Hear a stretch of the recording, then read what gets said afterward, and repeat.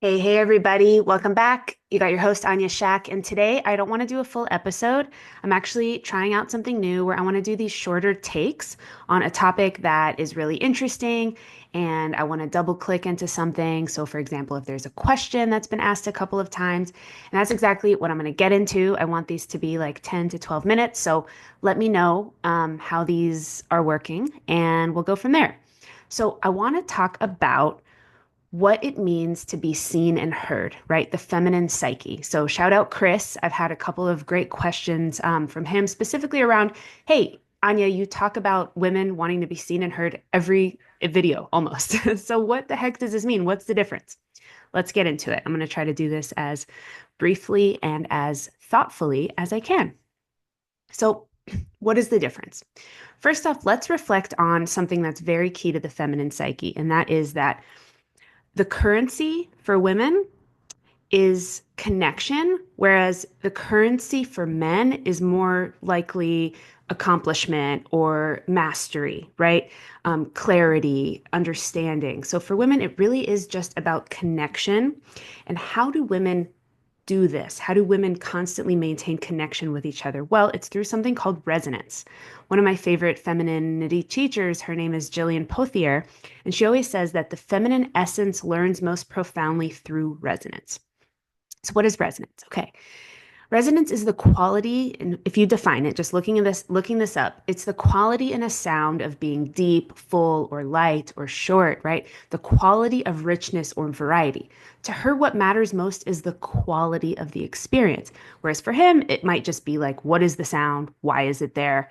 What's the next sound? Why is it there, right? A little more clear. And for her, it's just not what it's about. And we can really delineate the difference in thinking about this as expression versus explanation, right? So women are really, really good at expression, and usually that's what they're looking for from men. And men are really, really good at explanation. And so we have to learn how to kind of give each other what we need. But just a great quick example here to really explain resonance and why that matters. So one of my most beautiful friendships, this woman in Holland, she and I don't really have a lot of masculine structures in our friendship because we're so far away, right? We don't have dinners to pay for. We don't have logistics to sort through. We don't have any of that. So our entire friendship is just resonance, is just audio messages back and forth. And it's all expression based. There's really never an explanation ever. So, an example of an audio that I could get is like, I was walking through the street and I saw the moon and there was this beautiful light and it made me feel this and it made me remember some of these inner things that I was thinking about, and it gave me this newfound, feeling that was really beautiful, and it made me feel at peace and blah blah blah blah, right? An expression. It's just her being uniquely her in that moment, her having a very unique take and want to, express something, right? And for me, listening to it, there's no solution, there's no problem, there's no question. It's just validation that is being sought after, right? And my response would be something like, oh, that's so beautiful. Um, Thank you so much. Like, more like I feel you, I feel that for you, and it's just validating her unique existence. And so just getting that, like, for women, that is the currency, right? Like that's the MO, which is to maintain correct connection. And so, how do women do this? How do we find resonance? How do we actually achieve this resonance, which is the quality in a sound of being the quality of something, right? It's through detail. There's no other way that we can do it. Um, I mean, besides non-verbally, right? Through energy and presence, it's really through detail. So we build up detail such that we can find resonance. Like, this is how I feel. This is how I think. This is what I see. This is what I'm experiencing. And effectively, what that does is it builds trust between women.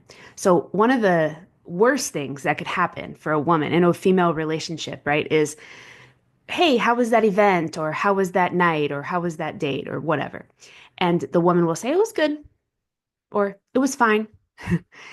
To a woman, to a female psyche that is focused on connection and resonance, that is a red alarm. Like, oh, okay, she's mad at me. There's something wrong. She's distancing herself from me. Something happened. Is it my fault? Is it, there's all of this fear that comes up. And that's our ancient, our primal survival instincts kind of coming online because, back in hunter-gatherer times, women, and we have always done this, we find safety through our connection. We want to make sure that we are trusted and we can trust so that we can stay in connection between women, right? That's how we maintain our relationships. And so when we see that there's no resonance being offered, there's no details, then she's clearly mad at us. And so we might be on the out, we might be in the out group. And so it creates a lot of fear and it creates a lot of, this instinctual desire to like pull for more, like what's wrong. So this makes a lot of sense, right?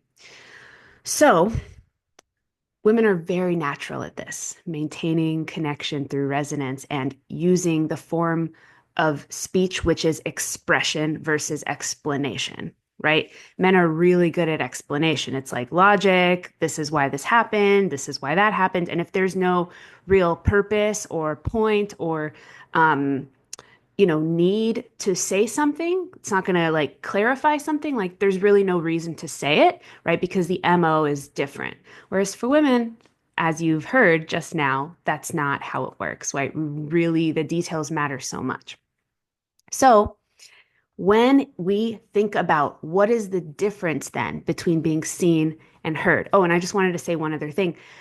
This one rabbi that I was listening to had a really great analogy or just really great story around how, man was born from dust, right? And so he has this real intimate understanding of what it's like to be nothing. And so that's why it's so heartbreaking when we don't appreciate and support and uplift our men, right?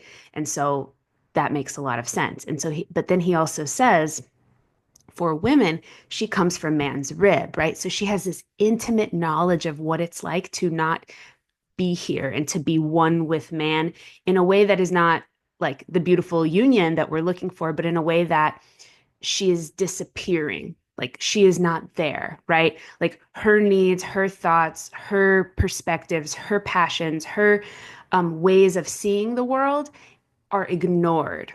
This is like heartbreaking for a woman and it really like dims her light and it makes her feel really down and also makes her want distance from the man in question if he's making her feel that way. So if we think about like, you know, just in the same way that criticism and um, feeling like, a man isn't doing something or he can't do something or he's useless, that feels devastating to a man. It feels really devastating to a woman to not be seen and not be heard for her uniqueness. And so now we're going to get into, so what is the difference between being seen and being heard? So to be seen in my expression, right? So, really clear. I'll kind of go through a list just to make it really clear. What am I passionate about? What do I love? What do I want to showcase? What do I want to wear? What do I want to sing? What do I want to create? Right? Whether it's a table setting or I'm like super artistic and it's a full on painting. What do I want to showcase that is unique to me, right? Even thinking about like making a meal, right? That's like unique to what I might be thinking or I might be inspired by, right? And then for a woman to hear like, wow, from a man, oh, that's such a unique way of doing that. That's so cool, or just really being validated in the uniqueness of who I am, right? I think that's such a beautiful thing for women. That's what women are really, really looking for. And how does that happen, right? How does that happen? Well, it happens when a man is able to be present enough with her and not be ruminating and not be overthinking and really just be there with her and notice the small, beautiful intricacies of who she is and what she loves and how she chooses to move and how she chooses to do things. It's really, really meaningful, right? And what's more beautiful is to then bring that out of her, right? To then, that's why on a date, it's like one of the best questions to ask, like, what are you passionate about, right? And then a woman can just go on and on and on. And so it's super, super, super important. Now, what about being heard? So being heard, that's a little different than being seen. So being seen in my expression, but being heard in my emotion.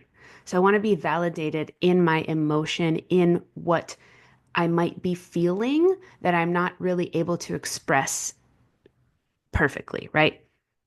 So the idea here is, for example, I cannot tell y'all how many times women have shared with me that they have had a dream where their husband or boyfriend cheated on them, right? Like it's happened so many times. Now, there's a deeper conversation about lacking self-trust and then lacking trust in the relationship and like why that comes to be. But it all kind of goes back to there's clearly some fear there, right? There's some fear, there's some insecurity, there's something there. And so being heard in that, like being heard in the fear is what she's looking for. So, there's always two approaches to take. And I've heard women tell me about like what their boyfriend or husband has done in those circumstances. And then I've been able to say, okay, which is the approach that she actually deeply really needs to come closer to you, and which is the approach that will actually pull her away from you and push her away from you. And so the approach that will push her away is, of course, the logical, rational explanation mind, which cannot value and appreciate expression for expression's sake, because expression is reflecting an emotional sense.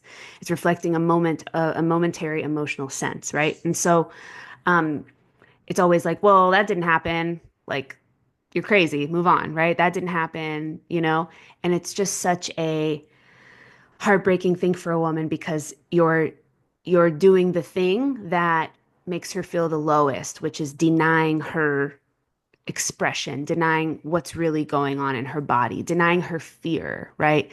Denying all of that. Like, what if you've been a little bit distant? What if there's been a little bit of distance for the past few days? And now, knowing what you know about women, whenever there's no details exchanged and there's a little bit of distance, and when she asks how things are going and the answer is fine, even if it is fine, she has something in the back of her mind that says, well, he must not trust me if he's not telling me the details. This usually comes up, of course, because women don't understand usually how men deal with things, right? They're looking at men through a female lens, so they think that men communicate with each other in the same way. They, of course, do not. But, not everyone knows this information. Not everyone, even if they know it, sometimes, our emotions get the better of us. So, really, it's just heartbreaking for her because she just feels so disregarded. She just feels so disregarded in her emotions. When truly the right response, the correct response to bring her closer is a diffusing response, something that's like, oh wow, you love me so much.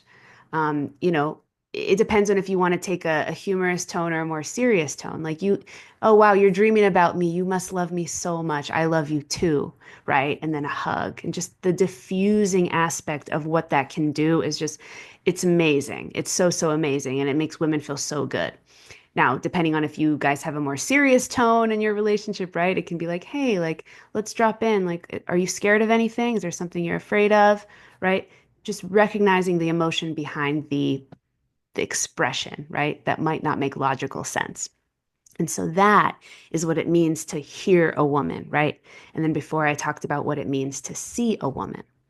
And there's a really great book that actually has a beautiful depiction of this dynamic. And it's one of the early masculine feminine books that I read many, many years ago.